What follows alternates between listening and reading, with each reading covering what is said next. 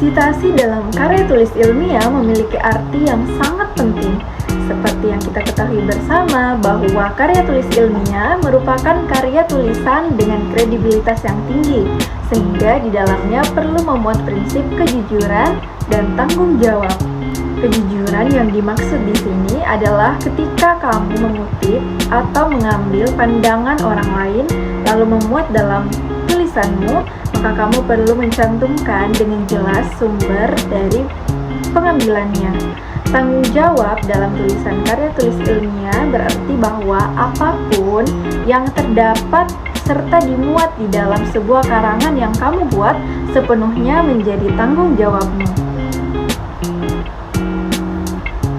Kutipan dalam karya tulis ilmiah digunakan untuk memperkuat dan mendukung pandangan atau pendapat dari penulis.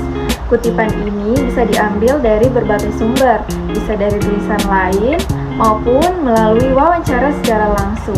Kutipan terbagi atas dua jenis, yaitu kutipan langsung dan kutipan tidak langsung. Dalam mengutip secara langsung, penulis tidak melakukan perubahan apapun terhadap teks atau bagian teks yang dikutip. Sedangkan dalam mengutip secara tidak langsung, penulis diperkenankan untuk menggunakan kata-katanya sendiri, tetapi tidak mengubah makna pada teks aslinya. Adapun ciri-ciri kutipan langsung adalah yang pertama, tidak boleh ada perubahan terhadap teks asli. Yang kedua, tanda digunakan apabila ditemukan kesalahan pada teks asli. Yang ketiga, tanda titik 3 digunakan apabila ada bagian kutipan yang dihilangkan.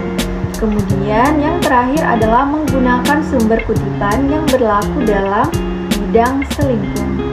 Dalam kutipan langsung terdapat kutipan panjang dan terdapat kutipan pendek. Kutipan panjang ini dipisahkan dari tulisan penulis dengan spasi yang lebih kecil dan diapit oleh dua tanda kutip ataupun tidak, dan juga menuliskan sumber kutipan di akhir kutipan. Sedangkan untuk kutipan yang pendek ini diintegrasikan langsung dengan tulisan penulis, kemudian diapit oleh tanda kutip dan menuliskan sumber kutipan baik di awal maupun di akhir kutipan. Contoh dari kutipan langsung pendek adalah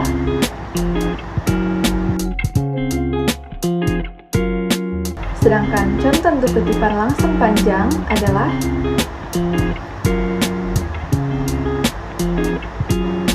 selanjutnya adalah penulisan kutipan secara tidak langsung. Berbeda dengan penulisan kutipan secara langsung, penulisan kutipan secara tidak langsung ini penulis menggunakan teknik parafrase di mana mengubah kalimat namun tetap dengan makna yang sama. Nah, pada penulisan kutipan secara tidak langsung, dalam penulisannya tidak membutuhkan tanda kutip, sehingga dalam penulisannya itu hanya berupa kalimat paragraf, namun juga harus menyertakan sumber yang jelas. Contohnya,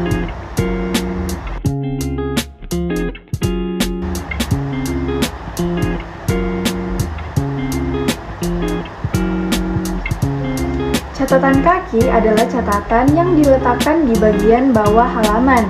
Catatan kaki juga ada yang diletakkan di bagian akhir bab yang disebut dengan catatan belakang. Catatan belakang ada di akhir bab dalam sebuah buku atau bagian belakang pada akhir bab dalam sebuah artikel. Nah, sistem catatan dapat dibagi menjadi dua jenis, yaitu referensi dan informasi tambahan. Yang dimaksud dengan referensi adalah data semua sumber yang dijadikan rujukan dengan ditandai oleh angka Arab, seperti contohnya. Sedangkan informasi tambahan pada sistem catatan kaki digunakan apabila penulis memandang perlu menjelaskan sebuah istilah dan menjelaskan bagian dari uraian tertentu. Tujuan dari informasi tambahan ini adalah agar pembaca mendapatkan informasi yang lebih lengkap atas istilah atau bagian dari uraian tersebut.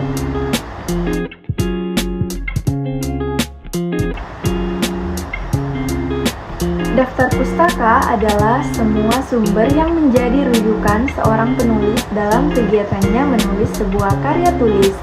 Sumber-sumber tersebut harus dikumpulkan dalam sebuah daftar yang biasa kita sebut dengan daftar pustaka. Fungsi dari daftar pustaka adalah yang pertama, membantu pembaca mengetahui ruang lingkup studi penulis.